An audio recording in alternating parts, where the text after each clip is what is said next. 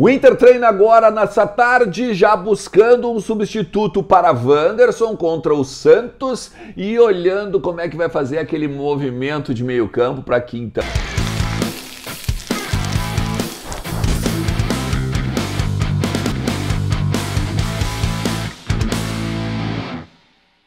Atibaia é a nova casa do Inter. O Internacional que venceu o Bragantino está um pouquinho mais próximo dos líderes, está ali na 7ª colocação, buscando um posicionamento melhor na tabela do Campeonato Brasileiro e consolidar, sim, a sua busca por uma vaga na Libertadores no mínimo. Quero te dizer o seguinte, ó, nesse conteúdo aqui a gente vai saber sobre Edenilson, sobre Vitão, o que o Mano pretende fazer agora, já que o Wanderson está suspenso. Tu vai ouvir aqui nesse conteúdo, tu vai entender nesse conteúdo. Primeiro de tudo, o treino de Atibaia agora é um treino leve, né, meu? Como funciona sempre os treinos após um jogo do Internacional. Quem atuou na boa parte, na maior parte do jogo, fica na academia fazendo recovering, e aí os outros sim, né? Os outros eles participam das atividades normais, tá? A questão principal é quem joga no lugar do Wanderson, o melhor jogador do Inter, um dos melhores, na verdade, jogadores do Inter. A tendência é que o Depena possa vir a fazer a frente, uma vez que foi contratado para isso, né? Foi contratado para ser um ponteiro, foi contratado para ser um jogador de lado e não um homem de meio campo muito mais baixo no grupo. O Mano buscou o Gabriel, a questão de resguardo no Rodrigo Dourado, para poder liberar um pouco mais o Edenilson, já que o Edenilson tá lá na frente, fica quase um meia, né? Então a tendência de time deve ser a mesma que enfrentou agora o Bragantino, com então o acréscimo do Depena lá na frente, tá? No lugar do Wanderson. Não tá descartado o Maurício naquele meio campo ali, mas eu acho que não. Eu acho também que o alemão tá ganhando a vaga do David agora na frente, no ataque do treino de hoje. Eu vou voltar a dizer, é um treino muito mais leve, é um treino muito mais para questão de recuperação física.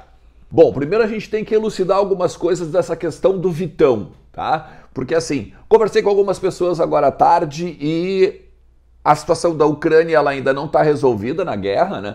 Ainda o leste europeu segue em guerra, a Rússia contra a Ucrânia.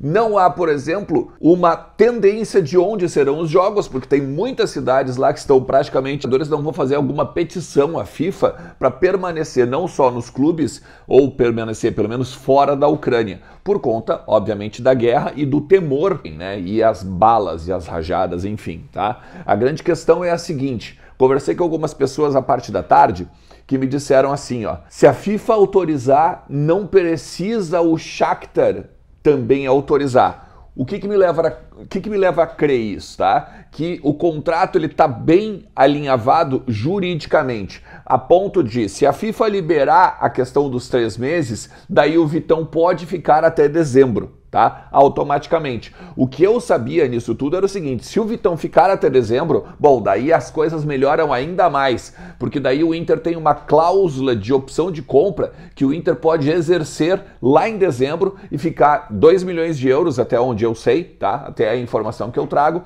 que eu vou dizer assim, ó, seria muito melhor lá em dezembro poder comprar o Vitão, ter os 2 milhões de euros, ou até de repente parcelar esses 2 milhões de euros com o Shakhtar em alguma negociação, para daí sim, lá na frente, só que a gente vai pensar o que vai fazer com o Vitão. O importante agora, neste momento, seria permanecer com o Vitão no Beira-Rio. E isso a gente depende da FIFA.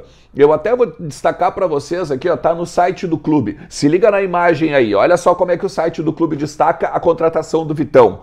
O Esporte Clube Internacional comunica que assinou um contrato de 3 meses com o zagueiro Vitão. A transferência e o prazo de vínculo cumprem a regra especial da FIFA para atletas de clubes brasileiros.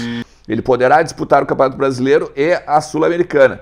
E até o seguinte, é interessante a gente destacar isso aqui, tá? O presidente da Federação da Ucrânia, tá? Ele disse que foi o próprio presidente da Ucrânia, o presidente do país que liberou o futebol, mesmo com a guerra em andamento. Por quê?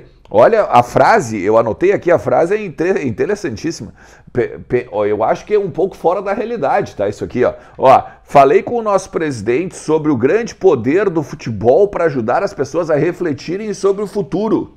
porque todos estão focados na guerra. Ou seja, o cara quer tirar o foco da guerra com o futebol, sendo que no país tem gente morrendo, no país tem gente sendo bombardeada, as rajadas de metralhadora ecoando todo dia lá. Então assim, ó, não vai ser com o futebol que o cara vai pegar e vai diminuir a tensão do país, né, meu amigo? Vamos falar sério, tá? Agora, tem uma questão importante aqui também, tá?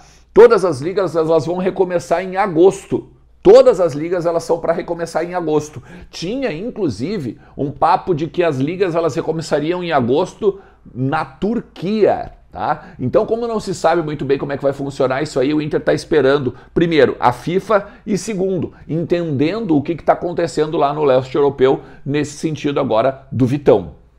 E se enquanto ele espera a questão do Vitão, enquanto o Inter espera a questão do Vitão, Rússia, Ucrânia, FIFA e tudo mais, o Inter vê um outro jogador que estava de olho, tá? Cada vez mais longe. Esse cara é o Gemerson, zagueiro, também zagueiro, que atuava no Atlético Mineiro, atuou também pelo Corinthians, fez o futebol francês uma boa temporada, uma longa temporada, no caso, no futebol francês, e agora, depois de rescindir com o Metz, estava querendo voltar ao Brasil. A informação que chega é que o Atlético Mineiro vai fechar com o Gemerson novamente. Lembrando, né? O Gemerson foi campeão da Libertadores lá com o Atlético Mineiro, naquela longa, né? Naquela leva que era Ronaldinho, Jô e tudo mais. Então, o Atlético Mineiro está muito próximo de encarar e de contratar o Gemerson, tá? É para lembrar, né? O Gemerson foi revelado nas categorias de base do próprio Galo, né? Do próprio Atlético Mineiro. Então, é mais ou menos esses tempos até tava me botando, uma galera chegou e disse assim, a gente vai acabar perdendo esse cara pro Galo. Uma pessoa me falou no Twitter, né? Mas é como basicamente o Tyson, é como basicamente um jogador que fez as crias no celeiro de Ases não querer voltar pro Inter, né? A facilidade de voltar pro Atlético Mineiro é muito maior pro Gemerson do que, no caso, pro Internacional, né? A gente tem a situação do Edenilson que a gente tem que falar, porque hoje pela manhã, 11 horas e 30 minutos, o Edenilson prestou um depoimento no STJD, da mesma forma que o Rafael Ramos também tinha feito o seu depoimento há alguns dias, tá? O Edenilson, por óbvio, falou que segue com a versão de que ouviu a palavra macaco, sim. Ele ainda aguarda, obviamente, a perícia oficial, que é a perícia aqui do Rio Grande do Sul, o Instituto Geral de Perícias, né, o IGP, aqui do RS, e aí as coisas aí podem ser elucidadas, isso no âmbito civil. No âmbito desportivo, o STJD agora, a partir dos depoimentos, e obviamente também a partir dos laudos dos peritos, né, em leitura labial, vai dizer para onde vai essa questão. Eu vou voltar a dizer, são duas esferas totalmente diferentes, né? A esfera desportiva com o STJD, se vamos supor o STJD dê ganho de causa ao Vitor Ramos, isso não quer dizer nada de que o Edenilson mentiu, de que o Edenilson não ouviu a palavra macaco, de que o Edenilson está fazendo onda, né? Como muita gente já me falou, muito pelo contrário. A justiça, ou então o julgamento, ele é procedente ou improcedente. Se o Edenilson disse que ouviu, eu não vou questioná-lo, tá? Eu não vou questioná-lo. A única coisa, claro, que daí no âmbito desportivo, o Rafael Ramos não vai ter nenhuma punição, o próprio Corinthians também não, e aí a vida vai seguir e tudo vai ficar normalizado nesse caso. No âmbito daí civil, daí as coisas são diferentes. Tem que esperar o que vai acontecer no Instituto Geral de Perícias aqui do Rio Grande do Sul, aí vai a questão para o Ministério Público aceita a denúncia ou não, e aí o caso sim vira julgamento, o caso aí o Rafael Ramos vira réu, denunciado vai a réu e vai responder sim aí o processo, mas isso tudo tem que ser aguardado a partir agora da perícia, a partir das investigações. Vou voltar a dizer, o Inter com o Edenilson sustenta a informação, e não só a informação, mas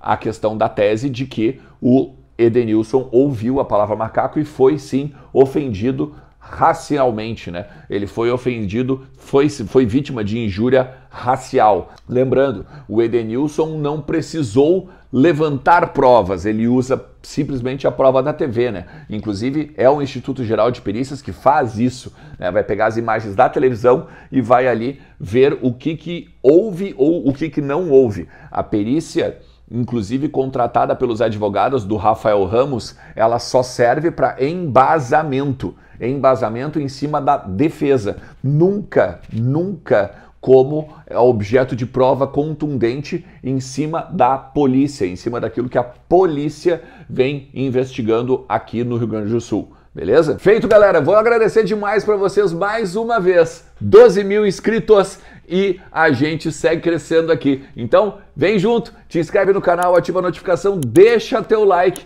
e vamos cada vez mais aprender sobre o internacional aqui nos nossos conteúdos aqui no meu canal, beleza? Tamo junto, forte abraço, valeu, tchau, tchau!